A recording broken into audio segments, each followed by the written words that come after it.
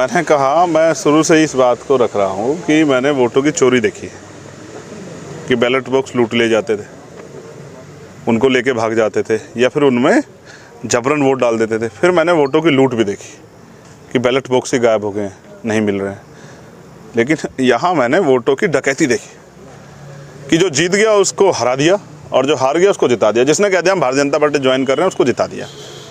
तो मैं सोचता था कि बीजेपी को चाहिए था कि वो अपने कार्यालय बैठ के प्रमाण पत्र बांट देते, जिलाधिकारी को बुला के। वहाँ चुनाव कराने की क्या जरूरत थी? चुनाव होगा तो जनता वोट देगी। जनता ने जनादेश जो दिया वो भाजपा के खिलाफ है। और फिर जो डर का माहौल बनाया जा रहा है, जो भाजपा ज्वाइन नहीं कर रहा है उसके घर पे झूठे मुकदमे लगाने के लिए पुलिस जा रही है, उसको डरा रही है, उसको ये तमाम तरह की जो है मानसिक और जो है प्रताड़ना दी जा रही है, और वो लोग डर के बीजेपी ज्वाइन करें। ये लोकतंत्र की हत्या है और मैं इस हत्या का विरोध करता हूँ। पहली बात, मैंने इतने चुनाव देखे अपने जीवन में, पंचायत चुनाव की गिनती कभी रुकती नहीं। रात को गिनती रुक जाती है, जिलाधिकारी कहते हैं हम पे तो स्टाफ नहीं है।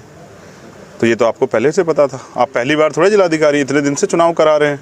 फिर आप कहते हैं कि रात को लाइट भाग गई है, फिर आप जो है गिनती रुकवा देते हैं। तो वो सब हमें पता है। मुख्यमंत्री जी का यहाँ से फ़ोन आता है, फ़ोन पे एक आदमी को अपॉइंट किया जाता है कि ये आदमी जो कह देगा जिसको जिताओ जिता दो, अगर नौकरी करनी जिसको हराने का हरा दो। तो फिर जिसको भी जीतना वो उसके दरबार चला गया और वहाँ से आदेश हुआ और वो आदमी जीत गया। तो ये इसके लिए हम निर्वाचन आयोग भी जा रहे हैं। हम लोग उस दिन कोर्ट बंद था, हम कोर्ट भी जाएंगे, हम इसके खिलाफ स्टे भी लेके आएंगे और स्टे से अलग जो है हम रिकाउंटिंग के लिए वो करेंगे। मैं माननीय न्यायपालिका पे पूरा भरोसा है। तो हमें 21 तारीख को हाँ, उसके बाद जो हुआ है, जैसे टिकोला की सीट पे जो गिनती हो रही थी वहाँ हमारे प्रत्याशी जीत गए थे। मीडिया में भी ने भी इस बात को चला दिया कि जीत गए, लेकिन फिर जबरन उनको हराया गया। कोई रिकाउंटिंग नहीं हुई। मीडिया के लोगों ने एक गलत ये चलाया कि रिकाउंटिंग नहीं हुई है, जबरन हराया गया है।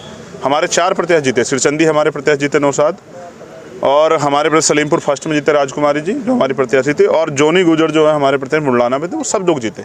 किसी को 22 वोट से हरा दिया, किसी को 200 वोट से हरा दिया। ये जो दमन किया है इसके खिलाफ, वोटों की डकैती के खिलाफ। दूसरा, उसके बाद बीजेपी के लोग माहौल बिगाड़ने के लिए कि रिकाउंटिंग ना हो, हमारी भीड़ में घुस के पथराव करते हैं। जैसा हमारे प्रदेश सचिव महक सिंह जी ने मीडिया के साथियों को फेसबुक के माध्यम से ब्रीफ भी किया। पुलिस लाठीचार्ज करती है। महक सिंह जी को लोगों को भीड़ को रोकने का प्रयास करते हैं और इनसे ये भी कहते हैं, पुलिस को बताते हैं कि हमारे ये दलितों पे जो दमन कार्रवाई की है, डराने का माहौल किया जाए, ये क्यों? फिर उसके बाद रात में पुलिस जाती है शराब के नशे में, दरोगा जी और जाते हैं इंस्पेक्टर साहब, पुलिस के वो जाते हैं क्या कांस्टेबल, और दबिश के नाम पे जो बहन बेटियों के साथ जो है वो छेड़खानी कर रहे हैं वहाँ, उसका हिसाब कौन करेगा? क्या दलित समाज के लोग इतने कमज़ोर है कि उनकी बहन बेटियों के साथ छेड़खानियों को जवाब नहीं देंगे? तो जो अन्याय हो रहा है, हमने एसएसपी और डीएम को भी दी है एप्लीकेशन। अगर वो मुकदमा देंगे हम कोर्ट जाएंगे।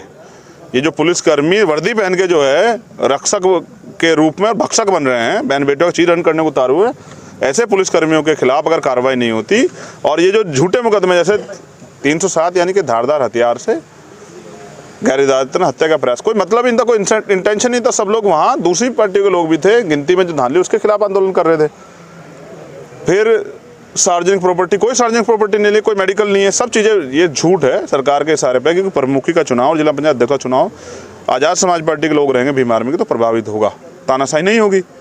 तो इसलिए सब चीज़ें की जा रही हैं। उसके खिलाफ अगर ये संगीन धाराएं नहीं हटती, मैं कहता हूँ दोषी व्यक्ति पे कार्रवाई करो, लेकिन निर्दोष भीम आर्मी कार्यकर्ता पे कार्रवाई करोगे, दलित समाज कार्रवाई करोगे, तो ये बर्दाश्त नहीं होगा। उसके खिलाफ 21 तारीख को वोटों की डकैती और इस दमन की कार्रवाई के खिलाफ जिला मुख्यालय पे हमारा आंदोलन रहेगा और अनिश्चितकालीन आंदोलन रहेगा। हम लोग सामूहिक रूप से गिरफ्तार देंगे। सरकार के इस दमन का हम लोग लोकतांत्रिक तरीके से जवाब देंगे।